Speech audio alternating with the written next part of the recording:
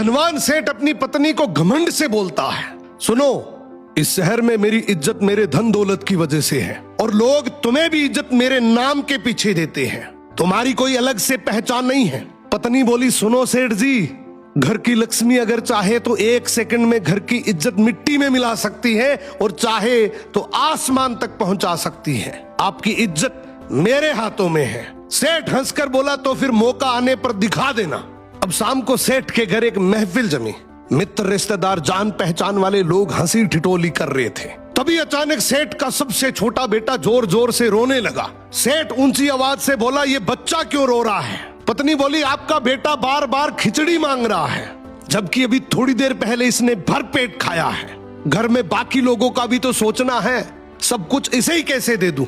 ये सुनते ही महफिल में सन्नाटा छा गया।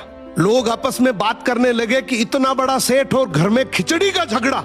सेठ का चेहरा लाल पड़ गया, उसकी इज्जत वहीं धूल में मिल गई। रात को सेठ अपनी पत्नी के पास गया और बोला, ठीक है, मान गया, आज तुमने मेरी इज्जत सबके सामने गिरा दी, अब इसे वापस लाकर दिखाओ। पत्नी बोली, मेरे लिए तो ये चुटकियों का खेल है, बस एक काम करना, उन सबको कल फिर से बुलाओ। अगले दिन फिर से महफिल जमी। हंसी मजाक चल ही रही थी कि बच्चा फिर से रो पड़ा।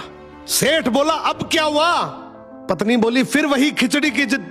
इस बार सेठ मुस्कुरा